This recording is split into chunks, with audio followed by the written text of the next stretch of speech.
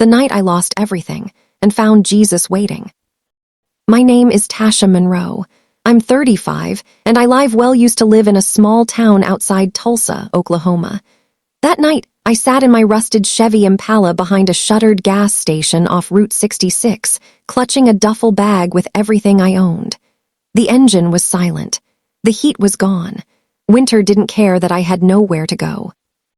I hadn't planned to sleep in my car, but when I walked into my apartment that morning and saw the eviction notice taped to the door, I knew the last thread had snapped. I'd lost my diner job 2 weeks earlier. Cutbacks, they said. I'd been behind on rent for months. After pawning my wedding ring and grandmother's Bible just to keep the lights on, I had nothing left to sell. I stared through the windshield at the empty road, watching snowflakes swirl under the flickering streetlight. My stomach growled, but I ignored it. Hunger had become familiar, like grief but quieter. I pulled my coat tighter and tried to remember the last time I felt safe. The last time I felt seen. I used to be someone, a wife, a mother-to-be, a woman with dreams. But after the divorce, after the custody battle that never was, after the miscarriage that tore me apart, I stopped believing in happy endings. I stopped believing in God, too. If he was real, he wasn't showing up for me. I whispered into the cold, "Is this it? Is this how it ends?" No answer, just wind howling through the broken gas station window. I didn't cry, I couldn't. I'd cried enough tears to fill the Arkansas River. That night I wasn't sad, I was numb, and that scared me more than anything.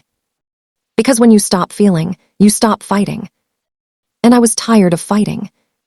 The windshield fogged with my breath, and I watched it disappear like everything else in my life. My fingers were already stiff from cold, even inside my gloves. I knew this night would be long. I just didn't know it would change everything. I used to be the kind of woman who made lists. Grocery lists, prayer lists, 5-year plans. I believed in structure, in control. But life doesn't care about your bullet points. It started with the miscarriage. I was 6 months along, already picking out names.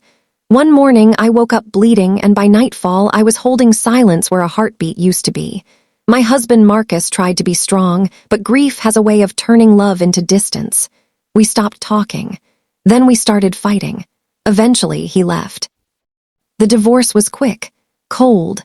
I kept the apartment but lost the car payment plan. I kept the furniture but lost the spark. I tried to rebuild, got the diner job, started saving, even went back to church once or twice. But I couldn't shake the feeling that God had turned his back on me. Then came the layoffs. The diner closed without warning. I applied everywhere after losing my job. Retail, cleaning, even temp work. Nothing stuck. Bills piled up like snow against a door.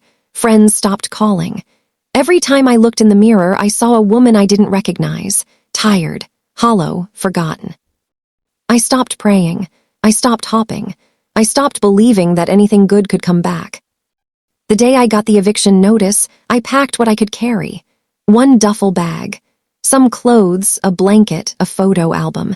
I left the furniture behind because what's the point of a couch when you have no home? I drove around for hours, burning gas I couldn't afford to waste, trying to figure out my next move. Every parking lot felt too exposed. Every shelter was full.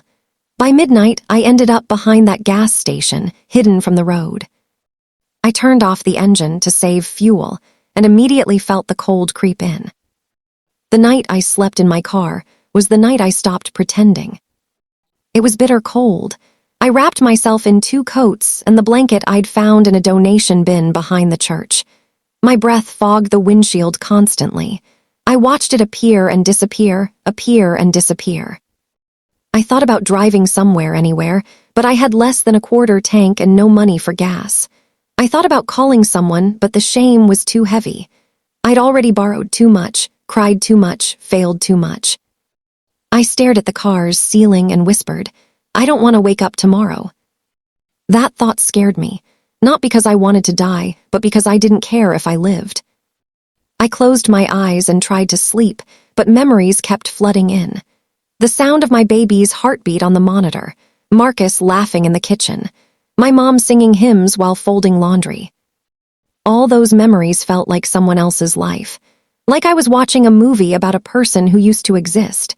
That Tasha had hope. That Tasha believed in second chances. That Tasha prayed before meals and trusted that everything would work out.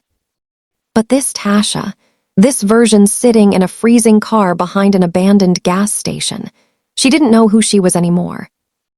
I was drowning in silence, and I didn't know how to swim anymore. The hours crawled by. I drifted in and out of sleep, never fully resting. Every time a car passed on the highway, I tensed, afraid someone would see me, afraid someone would ask questions I didn't want to answer. By 3 a.m, I'd given up on sleep entirely. I just sat there, staring at nothing, feeling everything and nothing at the same time. That's when the real cold settled in, the kind that makes your bones ache. I don't know why I woke up at 4:17. Maybe it was the cold biting harder. Maybe it was something else. I sat up, rubbed my eyes, and saw a man walking toward the gas station. He looked out of place. Clean coat, steady steps, carrying a paper bag. I watched him from the shadows, unsure if I should hide or speak. He stopped near my car and looked straight at me. "You okay, ma'am?" I nodded, but my voice betrayed me. "Not really." He didn't flinch, just handed me the bag through the cracked window. "There's a sandwich and water. I work at the shelter down the road. We open at 6. You're welcome to come by." I took the bag with trembling hands. "Why are you doing this?" He smiled, soft and sure. "Because Jesus didn't forget you, and neither did we." I didn't know what to say. I watched him walk away, disappearing into the early morning fog. I opened the bag with shaking fingers. Inside was a wrapped sandwich, a bottle of water, and a folded piece of paper. I unfolded it carefully, afraid it might disappear if I moved too fast. The note read, "Come to me, all who are weary and burdened, and I will give you rest." Matthew 11:28. I stared at those words until they blurred. Then I cried, not the numb tears from before. These were warm, real, like something inside me had cracked open after being frozen for months.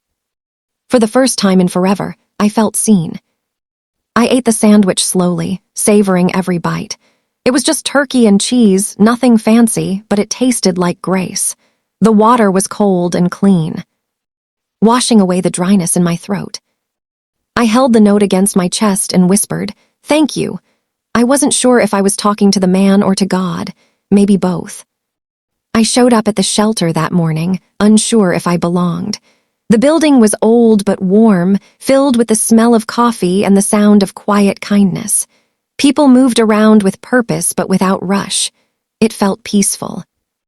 A woman named Carla greeted me with a smile that felt like sunlight. She didn't ask for my story. She didn't look at me with pity. She just handed me a towel and said, "Showers down the hall, breakfast's at 8. I stood under hot water for the first time in days and cried again. The water washed away more than dirt. It washed away some of the shame. I ate scrambled eggs and toast like it was a feast. I hadn't tasted food in days. Hadn't tasted grace in longer. They let me stay for a few nights. I helped clean, fold laundry, organize supplies. It wasn't much, but it felt like purpose. Carla gave me a Bible on my second day there. It was worn and marked up, clearly well-loved. "Start anywhere," she said. "God's not picky." I opened to Psalms. I read about crying out, about being heard, about being rescued. I didn't understand all of it, but I understood the ache. Those ancient words felt modern, like they were written for me, for this moment, for this pain. Each day, I felt a little stronger. Not because my problems disappeared, but because I wasn't carrying them alone anymore. The shelter became a safe place. People there understood struggle. Nobody judged. Nobody rushed me. They just made space for me to heal at my own pace. On my 4th night, I attended a small Bible study in the common room. About 8 people sat in a circle, sharing prayers and stories. I mostly listened, but something inside me was waking up. It didn't happen overnight. Healing never does. But something shifted in me, a quiet courage, a flicker of hope. I started praying again, not fancy prayers, just honest ones. "God, help me. God, stay close. God, I'm scared." I got a part-time job at a thrift store through the shelter's outreach program. It wasn't much, minimum wage and 20 hours a week, but it was something. I saved every penny I could. I started attending a small church where people sang like they believed every word. The music wrapped around me like a blanket. I'd forgotten how much I loved to sing, how worship used to fill my lungs with something bigger than myself. One Wednesday night, they asked if anyone wanted to share testimony. My heart pounded, but I raised my hand. My voice shook as I stood up. I told them about the car, the cold, the sandwich, the verse. I thought I was forgotten, I said to that small congregation. But Jesus was waiting in the cold, in the silence, in the broken places. People cried, people hugged me afterward, and I realized something profound. My pain wasn't wasted. It was a bridge to connect with others who were hurting, a bridge to show them that survival was possible. I wasn't just surviving anymore, I was living. The difference between those two words became clearer every day. Surviving is about making it through. Living is about having purpose. And slowly, purpose was finding me again. I saved enough to rent a room in a shared house. It was small, just a bed and a dresser, but it was mine. I hung a small cross on the wall and placed my grandmother's Bible on the nightstand. I'd bought it back from the pawn shop with my first real paycheck. That felt like victory. I used to think faith was something you inherited, like a family recipe or a last name. My mama had it. My grandma had it. But me, I'd buried mine somewhere between heartbreak and survival. Sitting in that little church on the corner of 3rd and Maple, I realized something important. Faith isn't about having all the answers. It's about trusting when you don't. It's about showing up when you're tired, praying when you're angry, and believing even when everything screams don't. One Sunday, the pastor said, "God doesn't waste pain, he repurposes it." That line stuck to my ribs like warm cornbread. I started seeing my story differently, not as a tragedy, but as a testimony in progress. Jesus hadn't just rescued me from the cold. He'd met me in it. He didn't wait for me to clean up or get it together. He came to me messy, broken, and bitter, and loved me anyway. I got a call from Carla one afternoon while folding clothes at the thrift store. "There's an opening at the community center," she said. "They need someone to help with intake and support. I thought of you." I almost said no. Fear still lingered like smoke after a fire. I didn't feel qualified. I was still healing, still figuring things out. How could I help others when I barely had myself together? But I remembered the verse from the sandwich bag. "Come to me, all who are weary," so I said yes. The job was simple.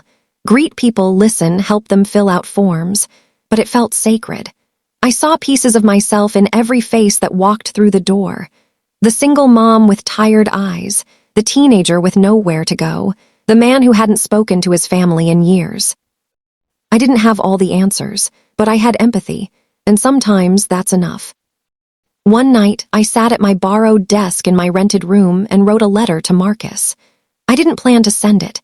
I just needed to say the words. "Dear Marcus, I forgive you, not because you asked, but because I need to breathe again. I don't blame you for leaving. We were both drowning. I hope you're healing. I hope you're happy. I'm learning to be both. Jesus found me in the dark, and I'm starting to see light again." I folded the letter and tucked it into my Bible. It wasn't closure. It was release. Forgiveness isn't about the other person. It's about freeing yourself from the weight of bitterness. That night, I slept better than I had in months. A few weeks later, the church asked if I'd share my story during Sunday service. I hesitated. My voice still trembled when I spoke about the miscarriage, the divorce, that night in the car. But I remembered how it felt to hear someone say, "Jesus didn't forget you." And I wanted to be that voice for someone else, so I agreed. I stood at the pulpit, heart pounding, hands trembling. The sanctuary was full. I saw Carla in the 3rd row, smiling.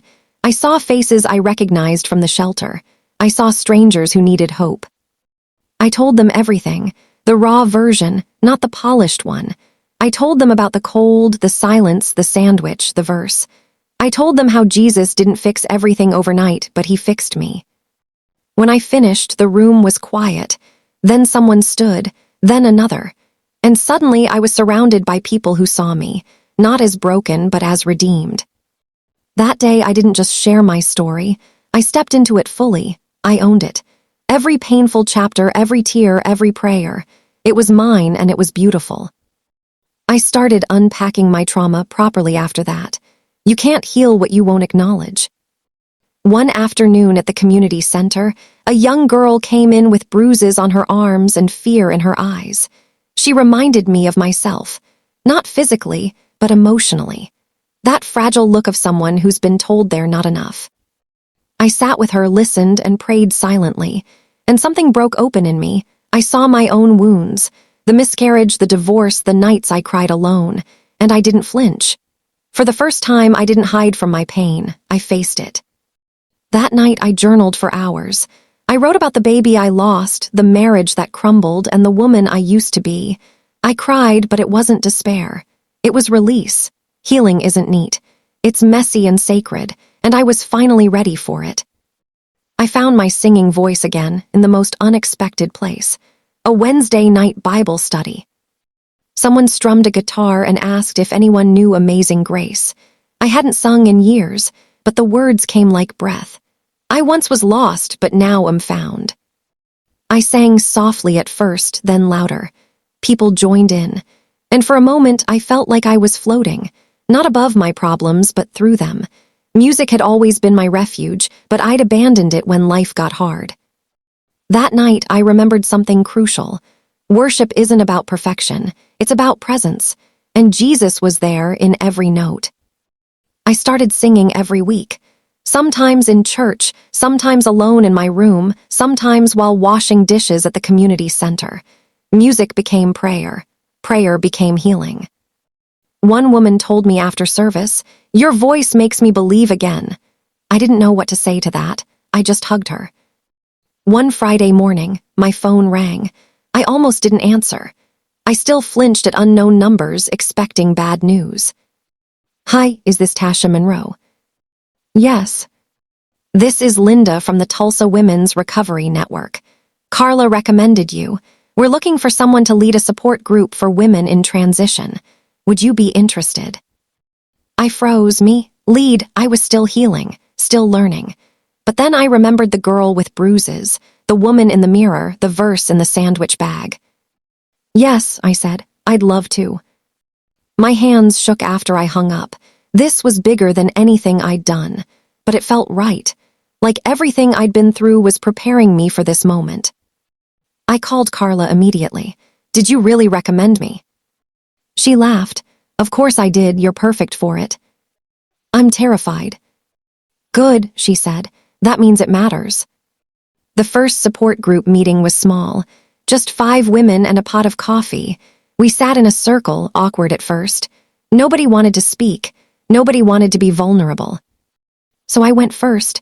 I told them about the car, the cold, the silence. I told them about Jesus showing up in a paper bag and a verse. I told them I was still figuring things out, still healing, still scared sometimes. One woman cried, another laughed, and by the end, we were holding hands, praying like survivors who'd found a lifeboat. Grace had formed a circle, and I was inside it. The group grew slowly. By the 3rd month, we had 12 regular members, women from all walks of life, all carrying different weights, all finding hope in shared stories. We met every Tuesday night. We cried together, prayed together, laughed together. We became family. Spring came early that year. The dogwoods bloomed, and the air smelled like second chances. I moved into a small apartment near the church. Nothing fancy, but it had sunlight and space for my books. I hung a cross above the door and placed my grandmother's Bible on the nightstand. I still worked at the community center, still led the support group, still sang on Wednesdays, but now I walked with purpose, not because life was perfect. It wasn't, but because I knew who walked with me. Jesus hadn't just waited for me. He'd walked beside me every step of the way. Through the cold, through the pain, through the healing, he was there. One Saturday, I volunteered at the shelter, helping sort winter coats. I turned around and there he was. Marcus. Older, thinner, eyes heavy with something I recognized immediately. Regret. He didn't speak at first, just stood there, holding a coat in his hands like it was a shield. "I heard you were here," he finally said. "I didn't know if I should come." I nodded slowly. My heart was pounding, but not from fear, from something else. Closure, maybe, or acceptance. "It's okay," I said. We sat outside on the steps, sipping coffee from paper cups. He told me about the years after the divorce, the guilt, the loneliness, the therapy. He said he'd started going to church again, said he'd been praying for me. "I'm sorry," he whispered. "I know," I said. "Me too." We didn't make promises, we didn't rewrite history, but we forgave, and that was enough. Some bridges aren't meant to be rebuilt, some are just meant to be burned with grace. We talked for an hour, then said goodbye. Not forever, just for now. One morning, I stood in front of my bathroom mirror and didn't look away. I saw the lines on my face, the scars on my heart, the strength in my eyes. I saw a woman who had slept in her car, cried in silence, and found grace in broken places.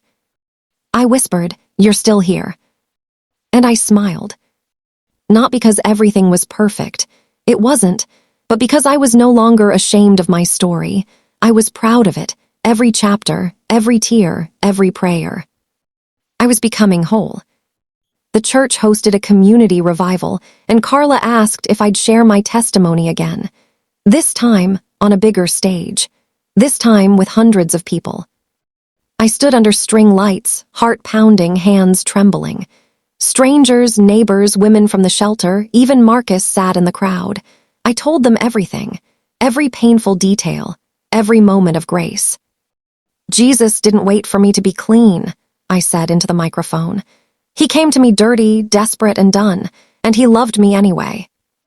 People cried, people clapped, people prayed, and I knew, standing there, that this was my purpose. I started writing again. Blogs, devotionals, even a small book. I called it Grace in the Cold. It wasn't polished. It wasn't perfect. But it was real. I spoke at women's groups, shelters, even schools. I told them, "You're not too far gone, you're not too broken. Jesus still waits." I didn't preach, I just shared. And every time someone said, "Me too," I felt heaven lean in. My pain had become a platform. My scars had become a song. And I was finally singing loud enough for others to hear. The support group kept growing. We started meeting twice a week. We started a prayer chain. We started celebrating victories together, big and small. If you're reading this, I want you to know something important. You are not forgotten. I don't know your story. I don't know your wounds. I don't know what brought you to this moment, to these words, but I know the one who does. And he's not afraid of your mess. He's not disappointed in your struggle. He's not tired of your questions. He's waiting. In the silence, in the storm, in the cold, in the moments when you can't feel anything and the moments when you feel everything, he's there. I lost everything. My marriage, my baby, my home, my hope. I sat in a freezing car behind an abandoned gas station and wanted to disappear. But Jesus met me there, with a sandwich, a verse, and a stranger's kindness. He didn't fix everything overnight, but he fixed me. Slowly, gently, completely. And he's still waiting for you. Come home.